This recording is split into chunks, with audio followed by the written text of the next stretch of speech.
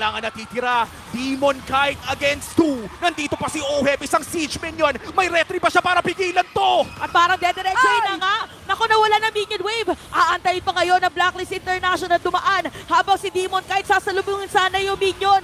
Buhay na si Aqua. Sapat ba dito yung pwede na pang-depensa? Ginamit na ng Appraiser Strat. At meron pang Winter Truncheon pero hindi na nakaya. Wave clear pa rin ang sagot nila. May nakalusot na isang minion. Nataunt na rin. Pero yan na nga, siege minion buhay na ulit si Nats. Andito na nga si Nats.